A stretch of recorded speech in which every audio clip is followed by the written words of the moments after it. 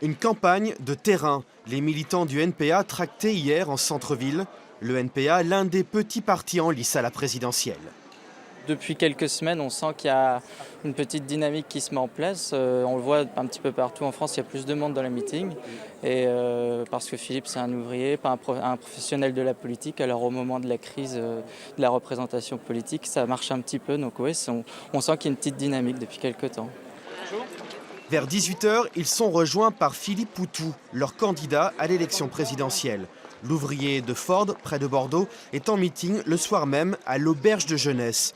Petit lieu, mais salle comble pour écouter le candidat anticapitaliste. Les candidats des gros partis politiques, on l'a vu, à chaque fois qu'ils sont au pouvoir, c'est pour mener les mêmes politiques au service des plus riches, donc des politiques... Slogan du soir, partager le travail, 32 heures sans perte de salaire, mesures d'urgence environnementale.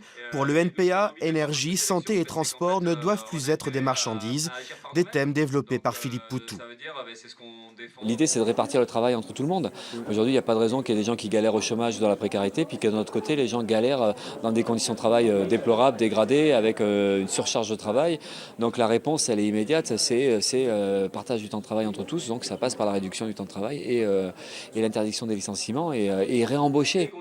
Dans la salle, beaucoup de jeunes adultes et de trentenaires, pas forcément encartés. Je dirais que je me réclame d'aucun parti politique et que je vais observer par tout ce qui se passe. Je suis intéressée quand même, je suis quand même du même bord politique, des mêmes affiliations politiques. Je suis convaincu sur le projet, sur ce qui a changé, mais sur le fait comme ça de partir chacun dans son coin, ça ne me paraît pas la bonne stratégie. Le candidat Poutou n'est pas encore assuré d'être présent au premier tour. Il lui manque encore des parrainages, au moins 150. Tout va se jouer dans les prochains jours.